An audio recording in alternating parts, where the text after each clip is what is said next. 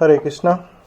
Today we will be discussing the translation and explanation of text 23 of Srimad Bhagavad-Gita of Chapter 4.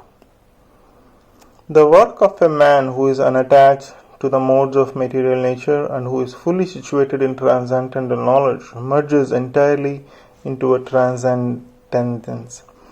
Become fully Krishna consciousness, one is freed from all dualities and thus is free from all the contaminations of the material modes.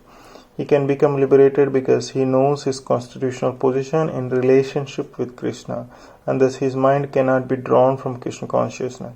Consequently, whatever he does for Krishna, who is primeval Vishnu. Therefore, all his works are technically sacrifices, because sacrifice involves satisfying the Supreme Person, Krishna. The resultant reactions to all such works certainly merge into transcendence, and one does not suffer material effects. Text 24 Translation.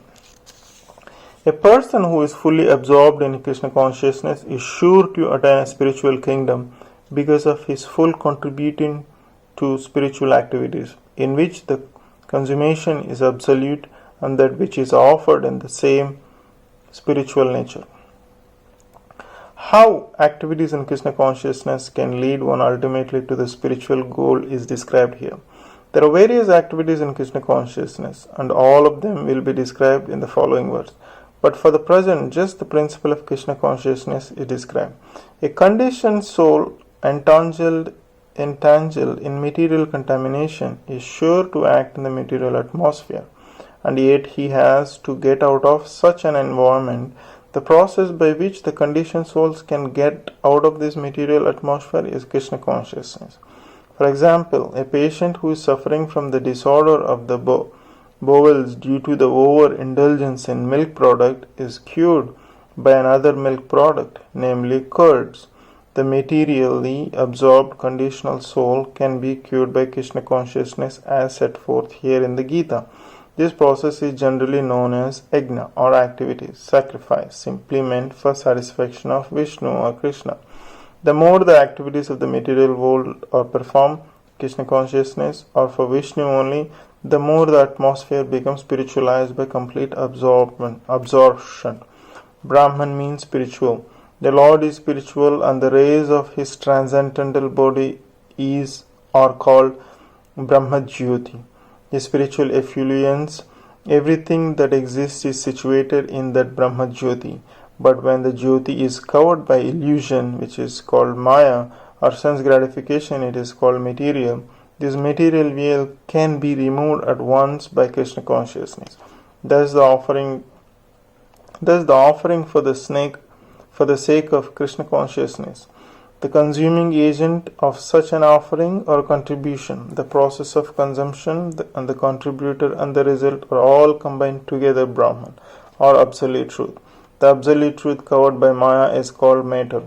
Matter, detailed for the cause of the absolute truth, regains its spiritual quality. Krishna consciousness is the process of converting the illusionary consciousness into Brahman, or the Supreme. When the mind is fully absorbed in Krishna consciousness, it is said to be in samadhi or trance.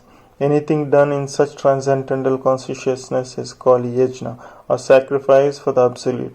In that condition of spiritual consciousness, the contributor, the contribution, the consumption, the performer or a leader of the performance, and the result or ultimate gain, everything becomes one in the absolute, the Supreme Brahman. That is the method of Krishna consciousness. Text 25 Translation. Some yogis preferably worship the demigods by offering different sacrifices to them, and some of them offer sacrifices in the fire of the Supreme Brahman. As described above, a person engaged in discharging duties in Krishna consciousness is also called a perfect yogi or a first-class mystic. But there are others also who perform similar sacrifices in the worship of demigods, and still others who sacrifice to the Supreme Brahman, or the impersonal future of the Supreme Lord. So there are different kinds of sacrifices in terms of different categories. Such different categories of a sacrifice by different types of performance only superficially demark varieties of sacrifice. Factual sacrifice means to satisfy the Supreme Lord, Vishnu, who is also known as Arjuna. All the different activities or sacrifices can be placed within two primary divisions, namely sacrifice of our worldly possessions and sacrifice in pursuit of transcendental knowledge. Those who are in Krishna consciousness sacrifice all material possessions for satisfaction of Krishna Supreme Lord, while others who want some temporary material happiness sacrifice their material possessions to satisfy demigods such as Indra and Sun God. And others who are impersonalists sacrifice their identity by merging into the existence of an impersonal Brahman. The demigods are powerful living entities appointed by the Supreme Lord for the maintenance and supervision of all material functions like the heating, watering, and the lighting of the universe. Those who are interested in material benefits worship the demigod by various sacrifices according to the Vedic rituals. They are called Bhaveshwaravadi, or believers in many gods. But others who worship the impersonal features of the Absolute Truth and regard the forms of the demigods as temporary, sacrifice their individual selves in the Supreme Fire and thus end their individual existences by merging into the existence of the Supreme. Such impersonalists spend their time in philosophical speculation to understand the transcendental nature of the Supreme. In other words, the fruitive workers sacrifice their material possessions for material enjoyment, whereas the impersonalist sacrifices material designations with a view to merging into the existence of the Supreme. For the impersonalist, the fire altar of sacrifice of the Supreme Brahman and the offering is the self being consumed by the fire of a Brahman. The Krishna conscious person like Arjuna, however, sacrifices everything for the satisfaction of Krishna, and thus all his material possessions as well as his own self, everything is sacrificed for Krishna. Thus, he is the first class yogi, but he does not lose his individual existence.